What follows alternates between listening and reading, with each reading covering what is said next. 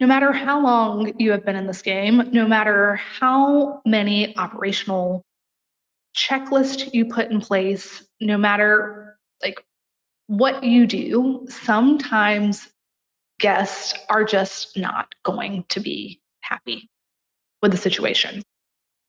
And as a host, a lot of times it is difficult not to take that personally because you put your blood, sweat, and tears into the property. You know the design, you know the ins and outs, you know all that has gone into creating this experience for them.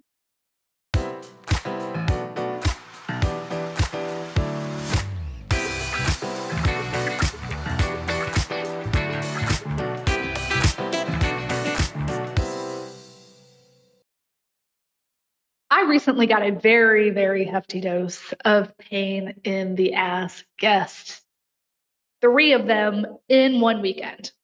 I'm not making this up. And most of the time, I am big on pricing ourselves to a category that we attract the type of guests that we want to achieve, not bargain basement shoppers, because I realized it's a mindset thing. Most of the time, if somebody asks for a discount, they're going to be a pain in the butt as a guest. I don't know why, just is. I'm probably going to get some hate on that for this episode. Sorry, not sorry. But not all premium stays are created equal. And that is something that I learned. It was graduation weekend in our college town. And graduation weekends for us typically garner about the same as football weekends. So we're talking like a minimum of $4,000 to $5,000 for a 2-night stay, sometimes a little bit more. We get that for football. Everybody is so excited. They are coming in. They are like jazzed.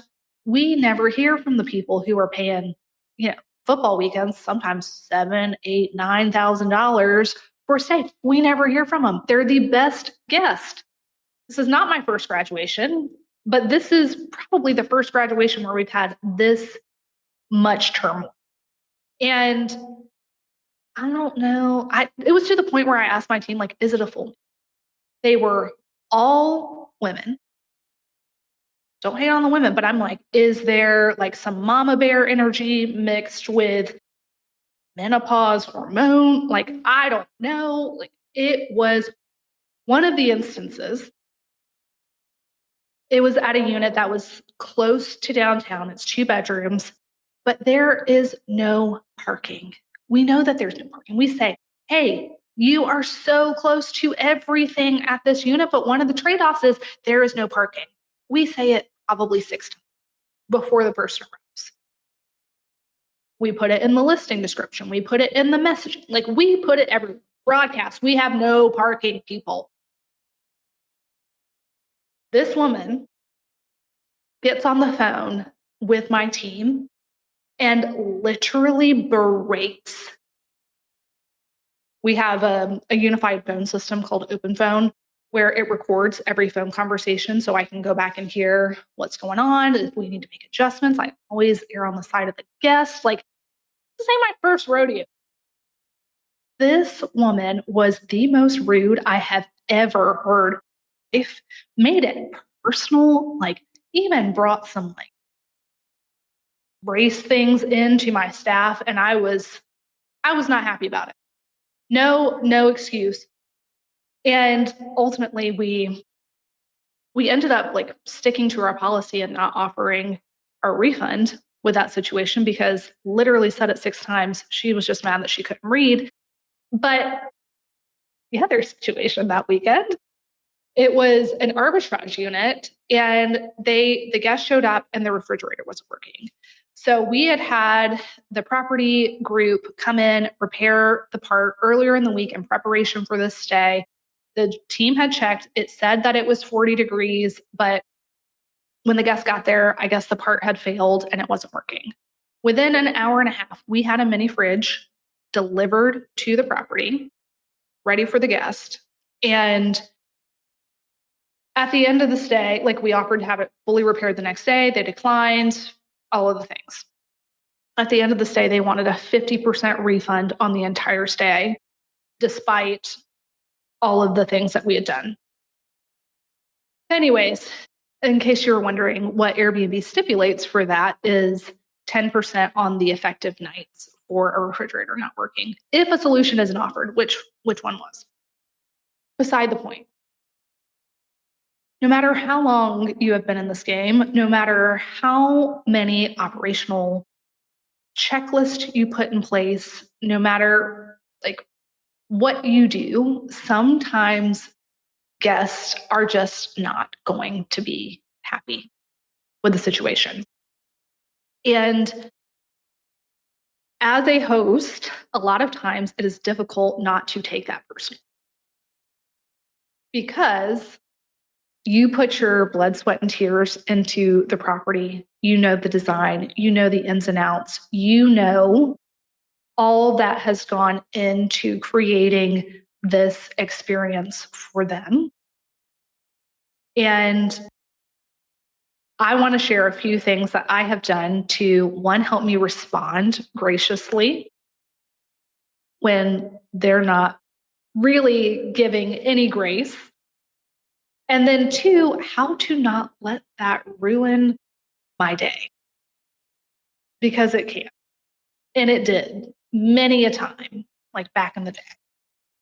And it still does. It still hurts a little bit. It still stings. But how do you say, all right, this is going to be over here for right now, and I'm going to go enjoy some time with my kiddos? Because the last thing that you want to do is let a situation like that impact your day to day life. Yes, if it is merited, give it the attention that it deserves.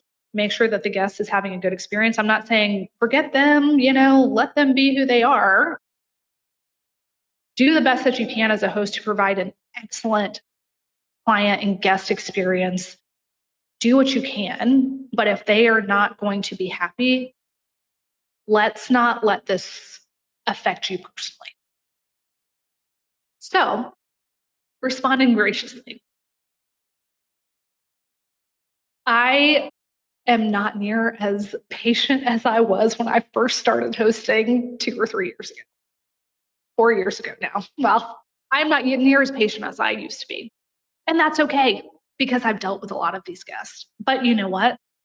My team is the nicest people. They never get their feathers ruffled. They are one piece removed from it, I guess. Like they didn't set up the properties and just pour their heart as much into it. So they are so much more gracious with them.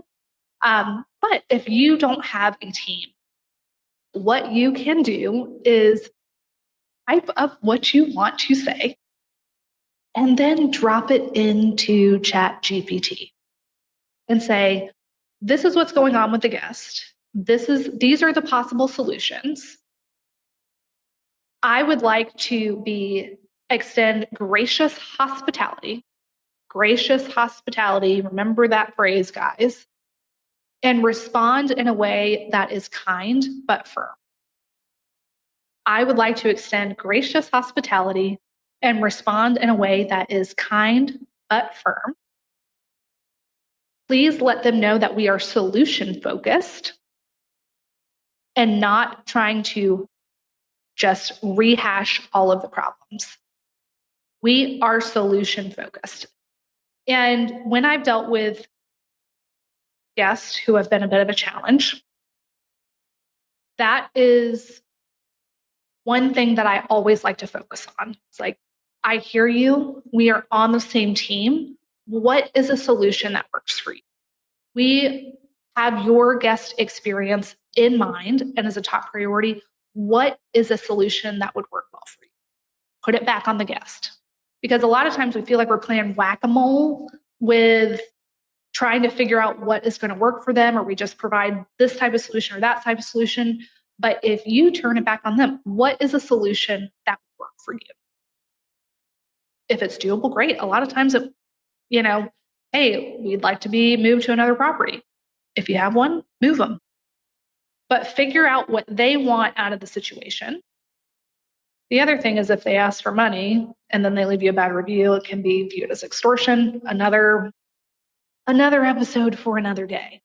But I wanted to give you that prompt for ChatGPT so that you can respond graciously when you don't necessarily want to respond graciously. Take the high road.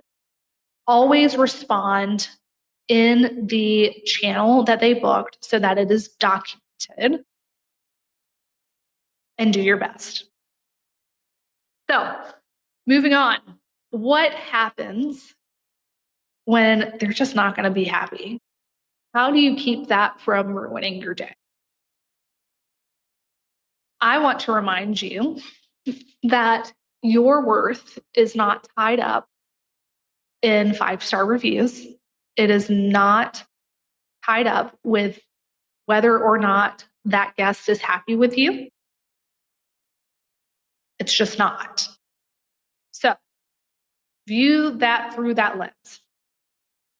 So when we are dealing with a guest, I think it's best not to let it linger. If you have something going on, try to give it your full attention and find a solution as quickly as possible. Where it starts to weigh on my day, if I'm dealing with it, is if we're having a lot of back and forth.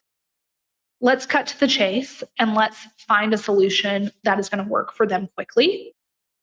And compartmentalizing is a bit of a challenge. It is, especially in the beginning, because you're worried that it might tank your whole business, and it won't. It won't. Just period, end of story. But if there is a way for you to just say, hey, this is something that's going on with my property. It does not affect who I am as a person. It does not affect my worth or how well I do as a host. I think it's just a good perspective to remember. So, one, find a solution as quickly as possible. Do not let it linger if you can handle, help it at all. If the guest says, we're going out, try to find a solution that can get them some resolution that does not displace their plans as much as possible. But the other thing that you just have to remember is you're not going to be besties with all of your guests. It's just going to be one of those things where you're saying, is there anything else that I can do to make this right for you? Do not engage. And it's just going to be what it's going to be. And at that point, realize that you can turn off the review request so you don't have to have it send out automatically. And just be okay with the fact that sometimes you have to hold your boundaries and you can't give a guest everything that they want.